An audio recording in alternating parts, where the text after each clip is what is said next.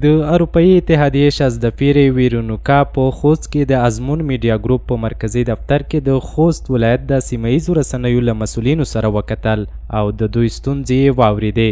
ویرونوکا د رسنیو مسؤلینو ته ډاډ ورکړ چې د دې ولایت رسنیو ته به په بېلابېلو برخو کې د مرستو راجلبولو ته پاملرنه وشي.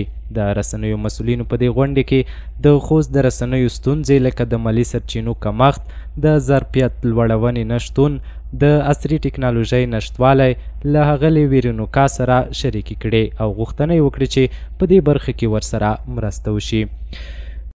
درېیمه مسله د همکارۍ ده. که چیرې تاسو کوم فنډ چې یونسکو ته ورکوئ مستقیما په ولایاتو کې د زون په کچه رسنیو ته ورکوئ هغه به ډېر ښه وي. کومې پروژې چې د یونسکو له طرفه د دې زون دپاره اوس کومه پروژه چې اعلان لري خوست، پکتیا او غزني او پکتیکا لپاره د یو انلاین لینک له لارې نه موږ پروپوزل ټیکنیکل او فاینانشل سپارو او دا معلومات موږ ته نه کوي چې کوم پړاوونه تېرېږي او څوک په څه ډول برنده کېږي.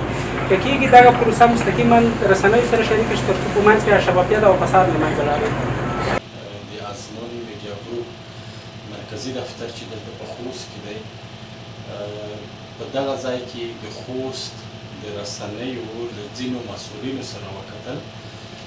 د خوست د رسنیو هغه ستونزې چې د رسنیو مسؤلینو دوی ته یادې کړي په هغې باندې بحث وشو.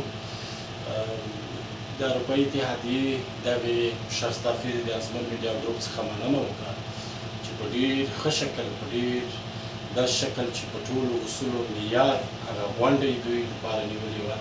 ځانګړي تشکر وکړو، مننه یې وکړله او د خوست د ټولو رسنیو سره او بالخصوص د ازمون میډیا ګروپ سره چې په دریو ولایتونو کې خپل نشرات لري، خوست او پکتیا او غزني کې، ځانګړي د مرستې ټټر وډباوه. ویرونوکا د رسنیو د خپلواکۍ او د بیان د ازادۍ پر اهمیت ټینګار وکړ او ژمنه یې وکړه چې د اروپایي اتحادیې له لوري به د خوست رسنیو ته د ممکنه مرستو او روزنیزو پروګرامونو په برخه کې پاملرنه وشي. د نوموړي په وینا د روان کال لپاره یې هم یونسکو ته 3 میلیونه یورو ورکړي وو چې د زراعت، روغتیا او په ټوله کې د ښځو د تعلیم په برخه کې د رسنیزو پروګرامونو له لارې مصرف کړي. Thank you for that, Manana. What do they need? What they report? For example, for us, what is important, we gave 3 million to UNESCO last program. And what we would like to support is more livelihoods, raising awareness, education on agriculture.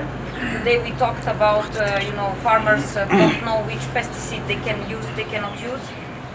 Those things. And I don't know if you report, if you are linked to farmers, to report on those things we really need on livelihoods. That's one thing. Second, we support also those projects, programs which have education.